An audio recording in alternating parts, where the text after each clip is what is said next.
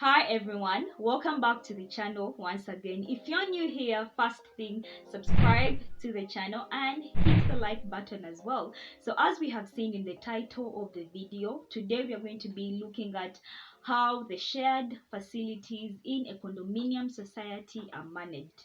Yes, so many people are having the dilemma of how these are managed, because you're thinking about staying in a place with people from different backgrounds, you're looking at people from different families, you're thinking about the whole space sharing, you're thinking maybe your privacy is going to be invaded. Yeah, so many people are having this whole dilemma, but it shouldn't be a problem after we have cleared out the air in this video. Now, for starters, when you go to buy your condominium apartment, you go as an individual and you will buy it you'll buy it alone.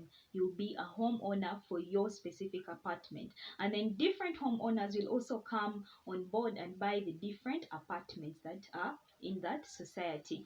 So basically, you don't know each other. You don't know how to start relating with each other. You're basically just neighbors. So how are you going to come together and get to know each other and come to form informed decisions about the shared facilities? Now, when you come to how you're going to come together is that when you people buy, you form a condominium association. Now, in that condominium association that you form, you will always be having usual meetings. In those meetings, you'll be able to sit down, air out your different views, air out your different ideas of how things should be managed, air out your different problems in case you have faced any problem in a condominium society, and then all of you together come to a like conclusion. You all come to a like conclusion that okay, this is going to be managed this way. Also decide in those meetings about the amount of money, which is called the condominium fee, that you'll be collecting monthly. So you'll be able to also decide about the condominium fee that you'll be able to collect monthly from each homeowner, and that money is going to be the one that is going to cater for managing the common facilities, in managing all the different services that you need in that condominium society. Like, for example, security, you need security, garbage needs to be collected on a daily, the common areas need to be cleaned on the daily, like the staircases, the parking lot, and all the different things. The facilities also have to be maintained. Like, let's say if there is a swimming pool, you need a swimming instructor, and also the swimming pool needs to be cleaned occasionally. If you have a gym, the machines need to be maintained. If you have a common room, let's say for parties, it needs to be cleaned, because after a party it needs to be cleaned. So in those meetings that you'll be having, you'll be able to come up to a like conclusion according to how much money you should all be collecting from each homeowner. So that money that you collect is the one that is going to cater for cleaning of those shared spaces. It's more of like teamwork.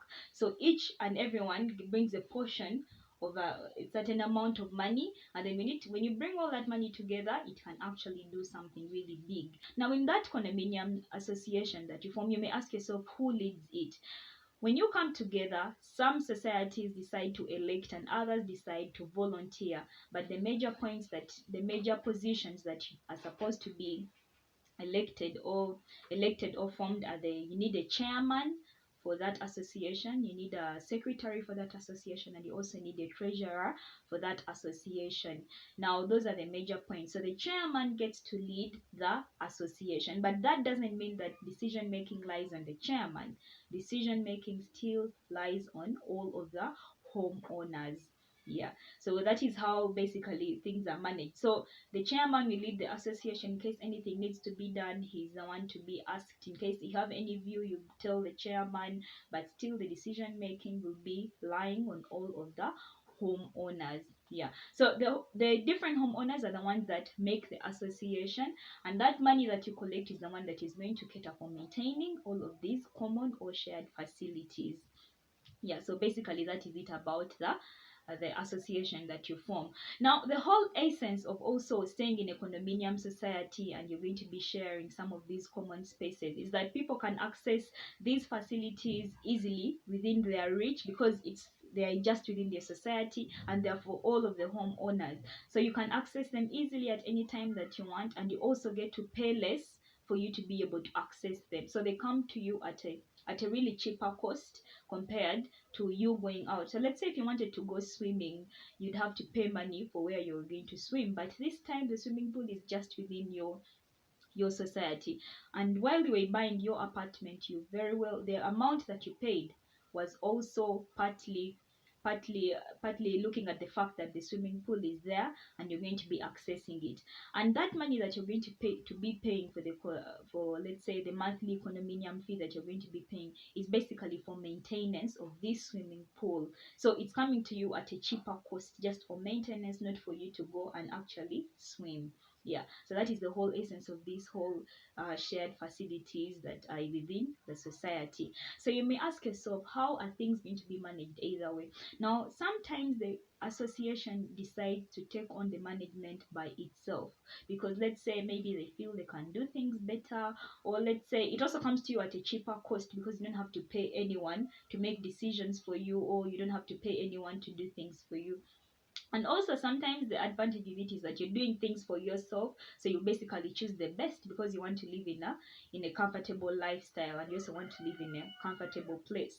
Yeah, so sometimes the condominium association takes on the management by itself.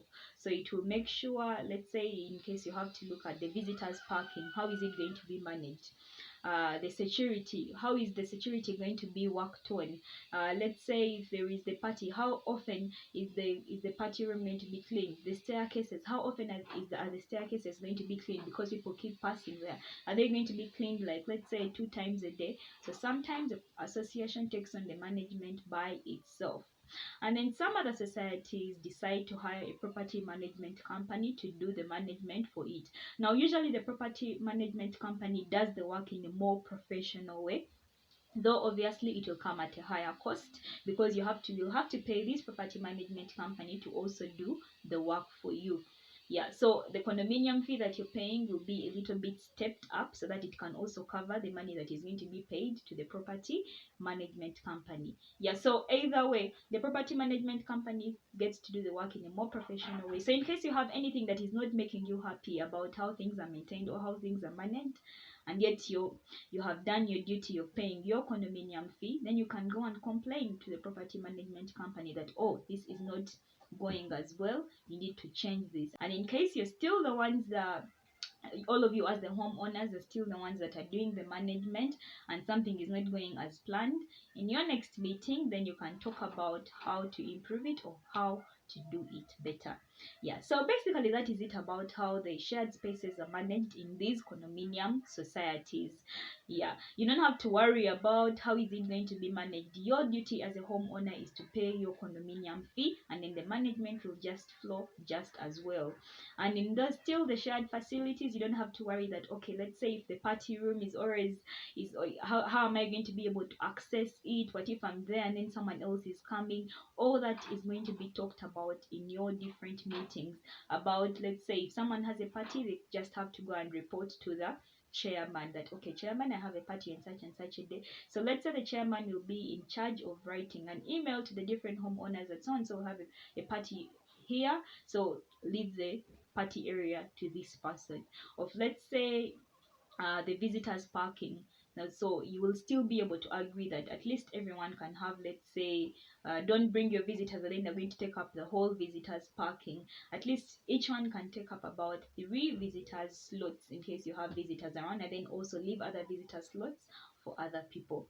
Yeah, so basically that is it about how the shared facilities are managed in the condominium society. I enjoyed making this video. I hope you have enjoyed it as well, and you have also understood. In case anything still isn't clear, my email is right up here, so you can reach me and leave your concern. Until next time, stay safe.